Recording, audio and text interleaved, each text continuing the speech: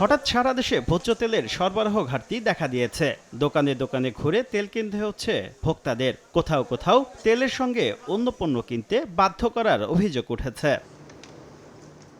এমন পরিস্থিতিতে রোববার দুপুরে সচিবালয়ে ভোজ্য তেল উৎপাদক ও পরিবেশক প্রতিষ্ঠানের সঙ্গে বৈঠকে বসেন বাণিজ্যমন্ত্রী। প্রায় 2 ঘন্টার বৈঠকে ভোজ্য তেল আমদানি, বাজারে সরবরাহ পরিস্থিতি এবং দাম বাড়ানোর বিষয়ে আলোচনা হয়। বৈঠকের বিরতিতে বাণিজ্যমন্ত্রী জানান, বাজারে কিছু কিছু ব্র্যান্ডের তেল কম সরবরাহের সত্যতা মিলেছে। শান্তিনগর এবং কারণ বাজারে গিয়েছিলাম, সেখানে অনেক দোকানদার আমাকে অভিযোগ করেছেন যে রূপচাঁদা এবং তীর এই দুইটা ব্র্যান্ডের কমতি।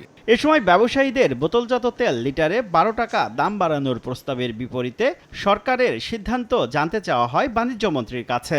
মন্ত্রী জানান, জনগণের কথা চিন্তা করে ভোজ্য তেল সহ কোনো পণ্যেরই দাম বাড়ানো হচ্ছে না। যেহেতু ভোজ্য তেল একটা সংবেদনশীল পণ্য, কোনো কারণে এটার বাজারে একটু কমতি হলে আপনারা মনক্ষুণ্ণ হন, ক্রেতারা নাখুশ হন।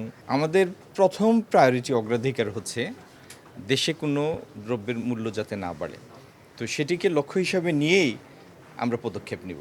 সরকার নির্ধারিত দর অনুযায়ী বোতলজাত প্রতি লিটার সয়াবিন তেলের দাম 195 টাকা আর 5 লিটারের বোতলজাত তেলের দাম 955 টাকা। শুভ খান, সময় সংবাদ, ঢাকা।